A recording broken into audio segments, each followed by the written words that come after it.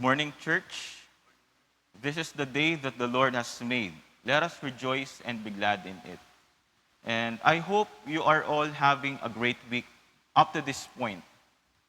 Kung hindi naman, dahil sa stress sa work, stress sa school, feeling na parang minamalas tayo ngayong linggo, o kaya sobrang pagod dahil ang daming ginagawa sa work, daming ginagawa sa school, or stress sa life in general. There's this quote saying na life is tough, but God is good. Life is unfair, but God is sovereign. Do you believe that? If you believe that, tell it to your neighbor. Or sa mga nanonood online, comment it, God is good. Yan. Tell it to your neighbor, God is good. God is sovereign. Yan. And today, we will be talking about the goodness and sovereignty of God and Jesus Christ. Last Sunday, what did we celebrate? Feast of Christ the King. And it is the mark of last Sunday of our church calendar year. And if you remember, we started the year with our hope in the first Sunday of Advent.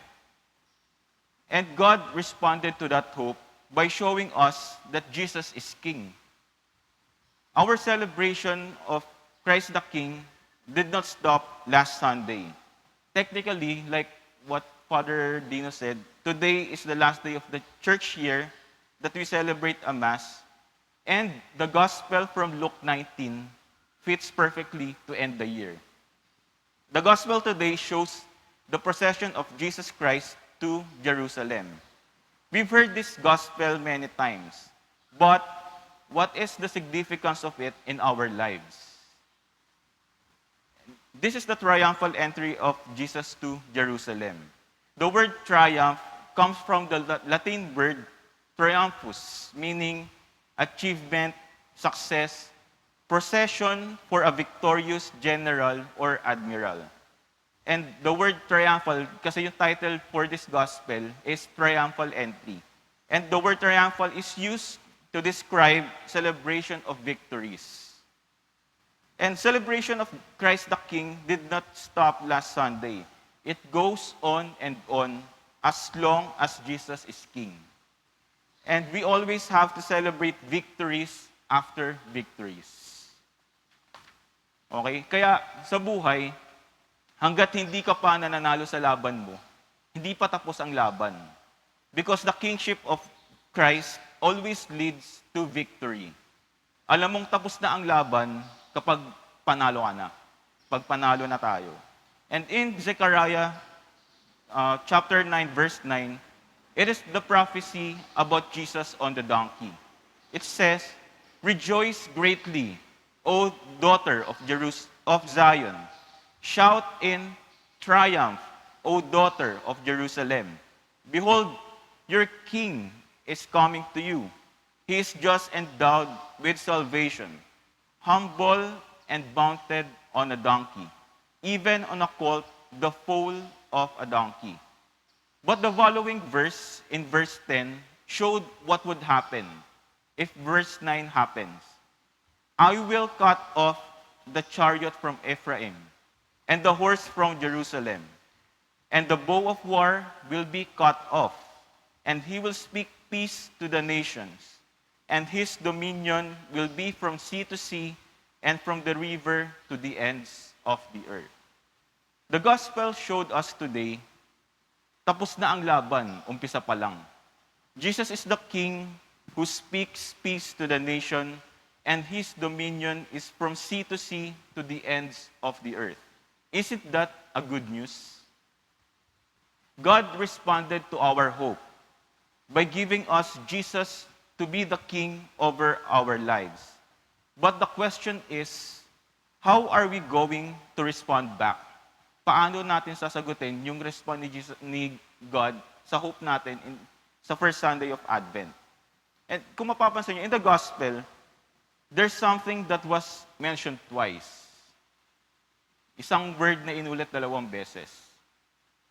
And that word is cloak. Yung sinusuot nila yung mantle. The first is when they put it on the donkey before Jesus sat on the donkey. Second is when Jesus was going, the disciples or the people were spreading their cloaks on the road. It was the first time, kung mapapansin nyo in the gospel, Jesus mentioned na look for the donkey na wala pang kahit sinong nakakaupo. Wala pang kahit sinong gumagamit. And it was the first time for that donkey to have someone on its back. Siyempre, for animals, meron din naman silang nararamdaman, nasasaktan din sila. So if it is the first time, it might be comfortable for the donkey kapag na may umupo sa kanya. Kasi first time niya eh. And the cloak na nilagay ng disciples has now become its protection and comfort. Yung cloak is for the protection for the donkey and also yung comfort ni Jesus Christ pag umupo siya dun sa donkey. In 1 Kings, and the second part that it was mentioned is when Jesus was going, they were spreading their cloaks on the road. And this is what happened in the Old Testament in 1 Kings chapter 9 verse 12 to 13. And itong scripture na itong reading scripture na to is when Elisha, was it Elisha or Elijah? Inutusan niya yung isang tao to go to Jehu to tell him that he is the king of Jerusalem, of Israel. So, Jehu said, thus and thus he said to me, thus says the Lord, I have anointed you king over Israel.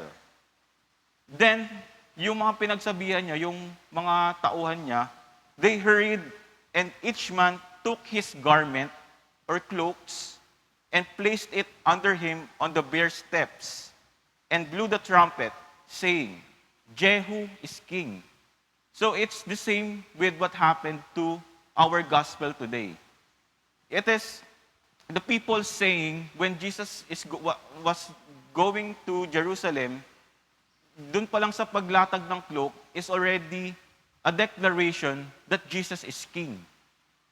It is already a declaration of our victory.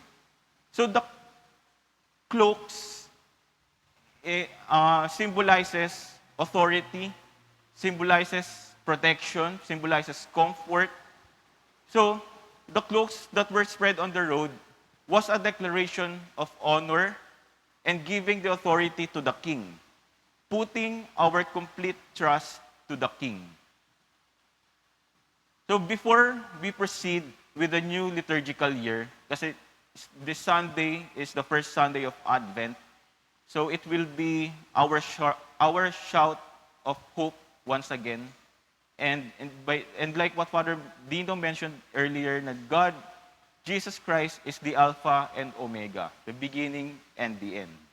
So as we proceed with the new liturgical year this Sunday, let's ask ourselves, are we ready to spread our cloaks on the road in response to His kingship?